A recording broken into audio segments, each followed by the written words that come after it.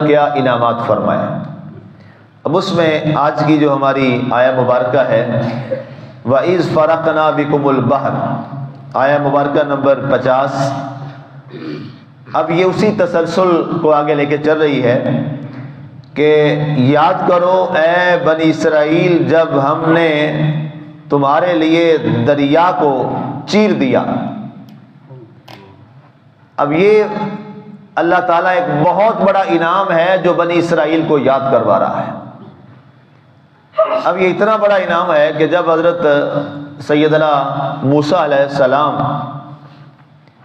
آپ مدین سے مصر تشریف لائے اور آپ کو حکم ہوا کہ آپ یہاں پر اللہ کی توحید اور اپنی رسالت کا اعلان فرمائیں اور لوگوں کو اس کی دعوت دیں۔ اب جب آپ نے یہاں پر توحید کا اعلان کیا، علم توحید کو بلند کیا، علم رسالت کو بلند کیا، یہ یاد رکھیے توحید اور رسالت کو کبھی بھی جدا نہیں کیا جا سکتا، یہ ذہن نشین کر لیجئے۔ محض توحید خالص یا صرف توحید خالص کسی بھی مقام پر ایسا نہیں ہے، اس لیے کہ اللہ تعالیٰ نے اپنی توحید کی بات سنانے کے لیے جن کو منتخب کیا ہے وہ سارے کے سارے انبیاء کرام علیہ السلام کی جماعت ہے۔ اب ہم میں سے کسی نے براہ راست تو اللہ کو نہیں دیکھا اور نہ اللہ تعالیٰ کسی کی نظر کے احاطے میں آ سکتا ہے اور نہ کسی کا یہ مقام کہ وہ اللہ کو دیکھ سکے۔ بھئی جب بنی اسرائیل کا اتنے معزز و محترم اور مکرم اور محتشم اولو العزم رسولوں میں سے جس کا اتنا بڑا نام ہے جناب موسیٰ کلیم اللہ علیہ السلام، جو اللہ سے براہ راست باتیں کرتے ہیں، تو جب وہ نہیں دیکھ سکے تو ایک عام آدمی کیا دیکھ سکتا ہے؟ تصور بھی نہیں کیا جا سکتا۔ تو ایک فطری چیز ہے، ایک عقلی چیز ہے کہ انسان اس محسوسات کو محسوس کرنے کے بعد ہی کسی بات کی گواہی دیتا ہے۔ تو جب وہ محسوسات میں آ ہی نہیں سکتا، جب وہ اپنی نظروں میں اس کے براہ راست اس میں سما ہی نہیں سکتا، تو کوئی کیسے گواہی دے گا توحید کی؟ یہ اللہ کا نبی اور رسول ہی ہوتا ہے جو اللہ اور اس کے رسول کی طرف سے یہاں پہ دنیا میں اللہ کی طرف سے آتا ہے اور وہ رسول آ کر پیغام دیتا ہے کہ اے لوگو فشہدو، گواہی دو، اللہ الہ الا اللہ، کہ اللہ کے سوا کوئی عبادت کے لائق نہیں ہے۔ یہ طے ہے۔ اب بذریعہ رسالت توحید سمجھ آتی ہے اور بذریعہ توحید رسالت سمجھ نہیں آتی۔ یہ ایک بڑی مشکل بات میں نے کی ہے، اس کو پھر سمجھیے کہ بذریعہ رسالت اور براستہ رسالت توحید سمجھ آتی ہے اور براستہ توحید رسالت سمجھ نہیں آتی۔ اس لیے کفار عرب گمراہ ہو گئے اور وہ اللہ تعالیٰ کی توحید اور اس کی وحدانیت تک پہنچنے کے باوجود بھی وہ ناکام ہو گئے، اس لیے کہ انہوں نے رسالت مآب صلی اللہ علیہ وآلہ وسلم کا انکار کر دیا۔ اور جس نے بھی آپ کے درمیان میں واسطہ نکال کر اور آپ کی رسالت کا اقرار نہ کر کے انکار کر کے توحید کو سمجھنا چاہا، وہ ہمیشہ ہر دور میں گمراہ ہو گیا اور تباہ ہو گیا۔ اب ظاہر ہے جب آپ تشریف لائے، آپ نے یہاں 40 سال تبلیغ فرمائی، ایک بڑا عرصہ ہے جناب موسیٰ علیہ السلام کا۔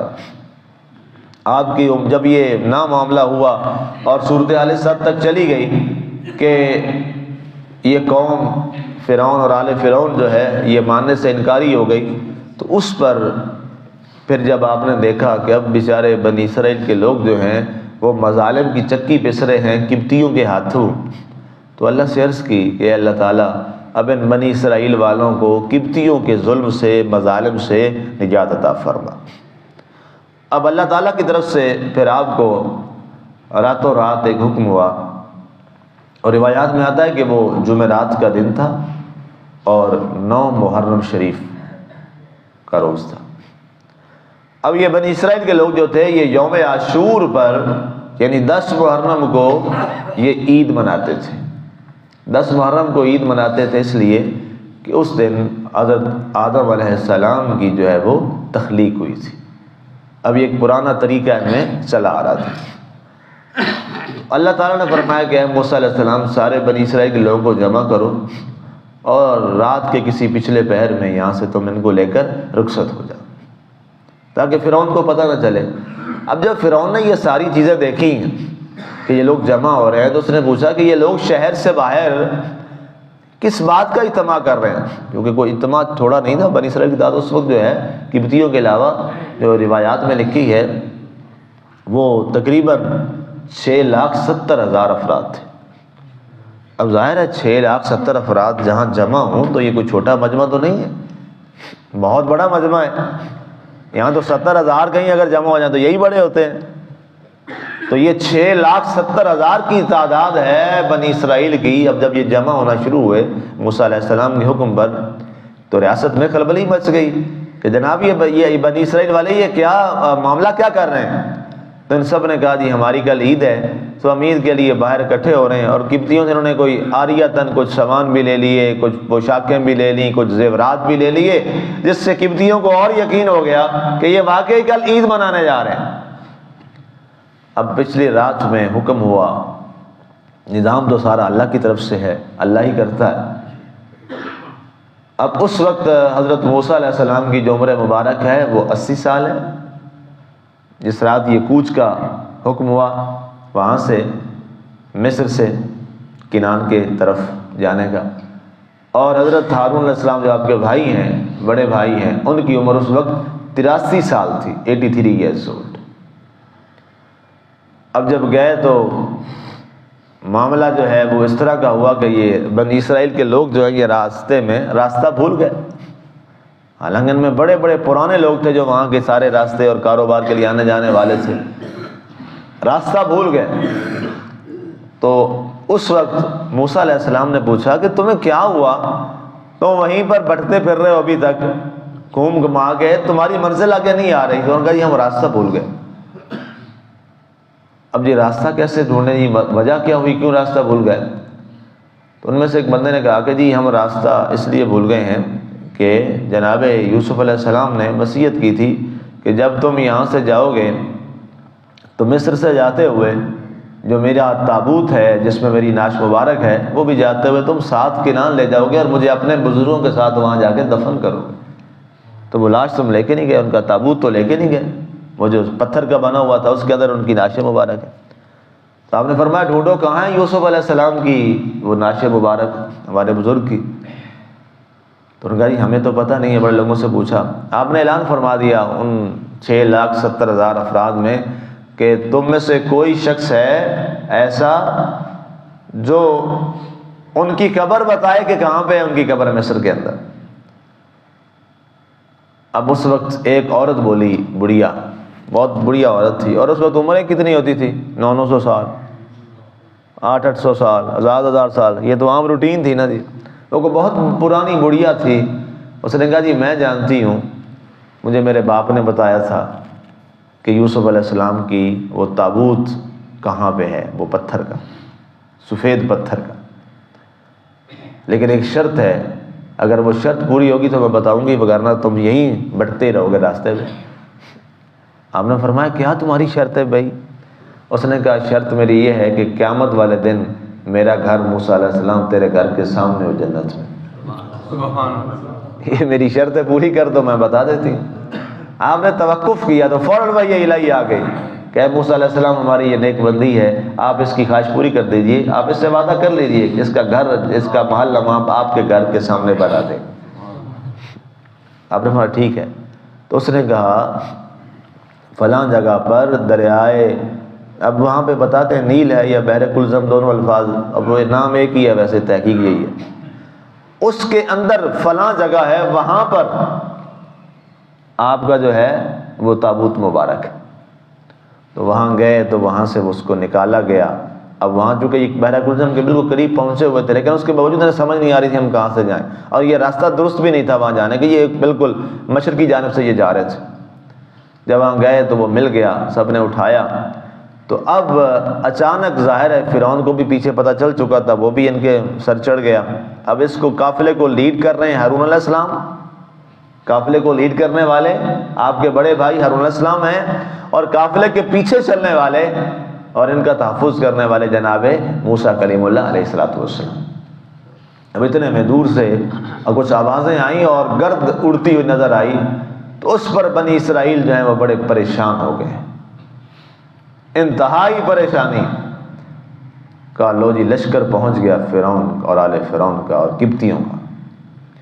اور اسرائیلیات کی روایات میں جو سب سے مضبوط اور ثقہ اور پکی روایت ہے وہ یہ ہے کہ اس وقت ایک روایت کے مطابق 3-4 روایتیں ہیں، لیکن ایک روایت میں نے یہ بھی پڑھی کہ 70 لاکھ تیر انداز ان کے پیچھے لگائے تھے اس نے کہا ان میں سے ایک ایک کو نوچ نوچ کے تم نے لے کے آنا میرے پاس۔ انہوں نے میرے ساتھ اتنا بڑا بلنڈر کیا۔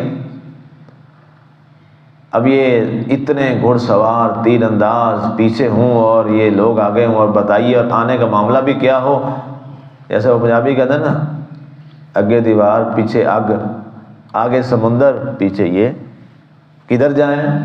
اب تو موت یقینی ہو گئی، اب موت طے ہو گئی۔ آگے جائیں گے تو دریا میں بحر کلزم میں ڈوبیں گے، پیچھے جائیں گے تو سارے یہ قبطی لوگ نوچ کھائیں گے اور آج قتل عام ہوگا۔ اب اس پریشانی کے عالم میں چیخو پکار میں آئے موسیٰ علیہ السلام اور ہارون علیہ السلام کے پاس کہ اب کیا کریں؟ آپ نے فرمایا اللہ پہ یقین رکھو، اللہ کے حکم سے آئے ہیں، ہمارا اللہ ہی ہمارے لیے کوئی راستہ نکالے گا، اللہ ہی راستہ نکالے گا۔ اب اس وقت جب یہ معاملہ ہوا تو قرآن فرماتا ہے، اب اس آیت کی طرف آئیے جو آیت نمبر 50 میں نے ابھی آپ کے سامنے تلاوت کی، وَإِذْ فَرَقْنَا بِكُمُ الْبَحْرَ، اے بنی اسرائیل یاد کرو اس وقت جب تمہارے آگے سمندر بحر کلزم اور تمہارے پیچھے دشمن، ایسے میں تمہاری کیا حالت تھی کہ تم چیخو پکار کے عروج پر تھے۔ ایسے وقت میں ہم نے تمہارے لیے سمندر کو چیر دیا اور تمہارے لیے 12 راستے بنا دیے، ان 12 راستوں سے تم 12 کے 12 قبیلے پار چلے گئے تھے۔ اب یہ ساری بات بتانا اس لیے ضروری تھا کہ اگر ڈائریکٹ بتا دیا جائے کہ جی دریا کھول دیا، کیا ہے اس کی اہمیت؟ پتہ اس وقت چلتا ہے جب انسان اس مصیبت میں پھنسا ہو، اور اس مصیبت میں کہتے ہیں نا ڈوبتے کو تنکے کا سہارا، A drowning man catches at a straw، جو ڈوبنے والا آدمی ہوتا ہے اگر اس کو ایک وہاں پر ایک تنکا بھی مل جائے تو اس کے لیے سب سے بڑا بحری بیڑا وہ ہوتا ہے، کیونکہ اس نے اس کو بچا لیا۔ اب اس وقت اللہ فرماتا ہے غور کرو اے بنی اسرائیل، اے میری نعمتوں کا انکار کرنے والوں اور میری نافرمانیاں کرنے والوں، کچھ تو حیا کرو۔ ہم نے تو اس موقع پر جب تمہیں انہوں نے آ لیا تھا تو ہم نے فرقنا بکم البحر، ہم نے تمہارے لیے سمندر کو چیر دیا تھا، پھاڑ دیا تھا، پھر دیا تھا تمہارے لیے۔ فَأَنْجَيْنَاكُمْ، ہم نے تم تمام کو نجات دی۔ وَأَغْرَقْنَا آلَ فِرْعَوْنَ، اور پیچھے فرعونی سارے انٹر ہوئے، داخل ہوئے، وہ 12 راستے دیکھ کر، خشک راستہ دیکھ کر جب درمیان میں پہنچے تو ہم نے دریا کو حکم دیا تو چل پڑ، اور تم باہر دوسرے کنارے محفوظ تھے، اور تمہاری نظروں کے سامنے لاکھوں کا فرعونیوں کا مجمع سارے کا سارا ہم نے اس بحر کلزم میں غرق کر دیا تھا۔ اب بتائیے اس کے بڑا انعام کیا تھا کہ تمہارے دشمن تمہارے نظروں کے سامنے غرق ہو جائے، تو یہ کتنی بڑی خوشی کی بات ہوتی۔ فرمایا ہم نے تو تمہیں یہ بھی انعام دیا، تمہاری نظروں کے سامنے، قرآن کے الفاظ ہے نا وَأَنْتُمْ تَنْظُرُونَ، حالانکہ تم یہ سارا معاملہ اور تم یہ دونوں معاملہ، آتوا بھی یہاں پہ زیادہ بہتر ہے، اور تم یہ ساری باتیں دیکھ رہے تھے، یہ منظرنامہ تمہاری نظروں میں تھا۔ اغرقنا علی فرعون والا معاملہ، لیکن افسوس یہ سارا کرنے کے بعد بھی، اس ساری باتوں کے بعد بھی تم نے کیا کیا؟ تم نے پھر ہمارا انکار کیا۔ پھر اے بنی اسرائیل یاد کرو۔ اب اس آیت 50 کو لے آئیے آیت نمبر 47 پر، اس کا عطف وہاں پہ اب لے چلتے۔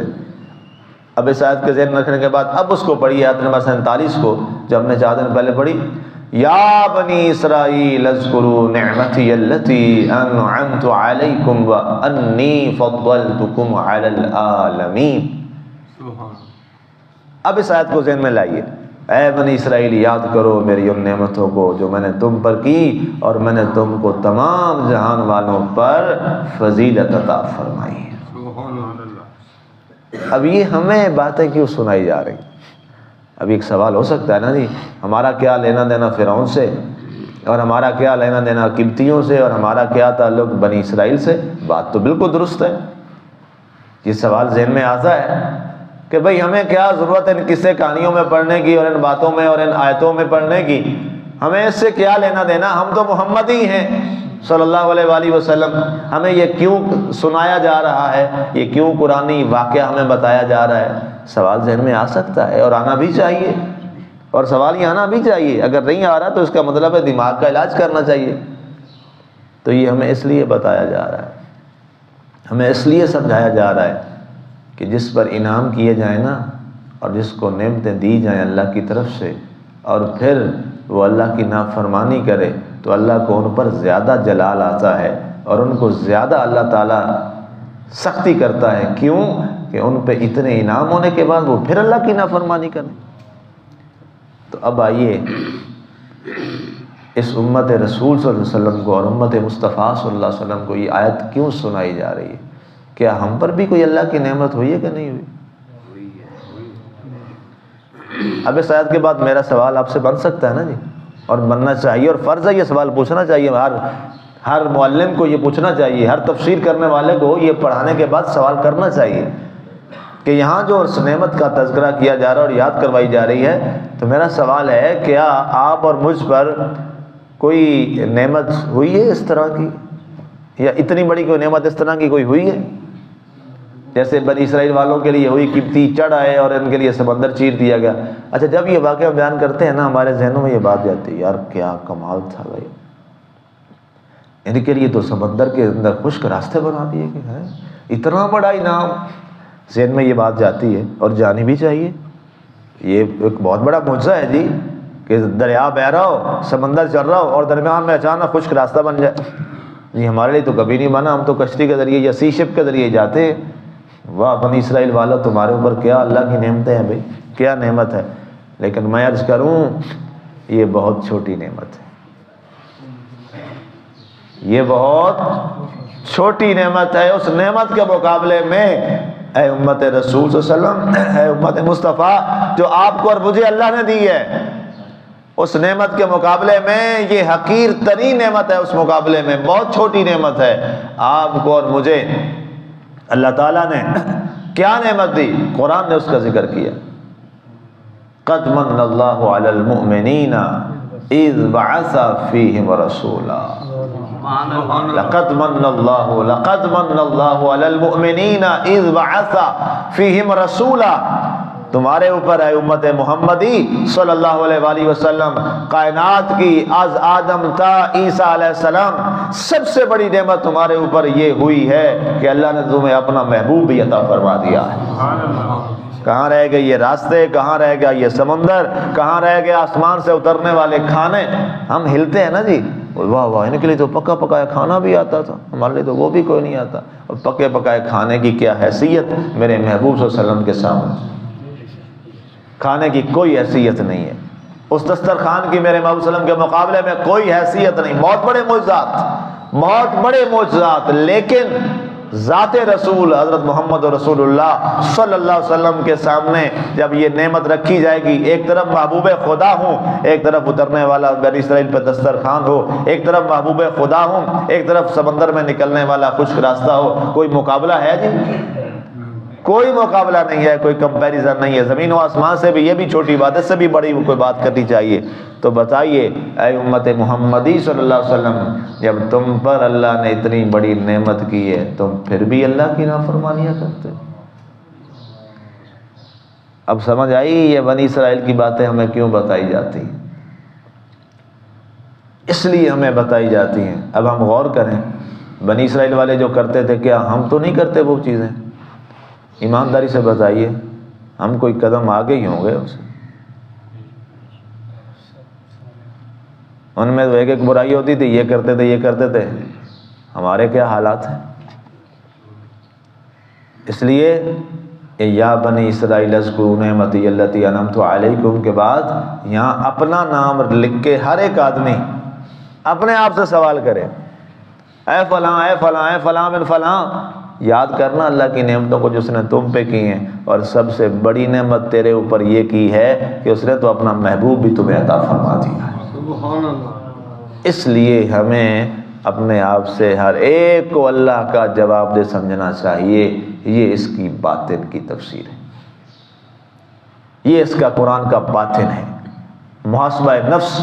اور یاد رکھیے، میں نے 3 دن پہلے یہ بات 4 دن عرض کی تھی تفسیر کے اندر یہ درس دیتے ہوئے کہ مقصود ہمارا یہ چیزیں نہیں ہیں، اصل مقصود جو ہے وہ اللہ کا قرب اور اس کی رضا طلبی اور رضا جوئی ہے۔ اگر وہ نہیں ملی تو کچھ بھی نہیں ملا، اگر وہ نہیں ملی تو کچھ بھی نہیں ہے، سب بیکار ہے۔ اللہ ہمیں ہر معاملے میں اپنی رضا جوئی نصیب فرمائے، آمین۔ اور ہمارا مشن و مقصد اور ہماری نظر اسی چیز پہ ہو ہر معاملے میں کہ کسی طرح ہمارا اللہ ہم سے راضی ہو جائے۔ اے اللہ تو ہم سے راضی ہو جا، اور اس کے راضی کرنے کے طریقے کیا ہیں وہ ایک ایک قرآن نے ہمیں بتائے ہیں۔ اے اللہ ہمیں ان پہ عمل کی توفیق نصیب فرما، آمین۔ وما علینا الا البلاغ۔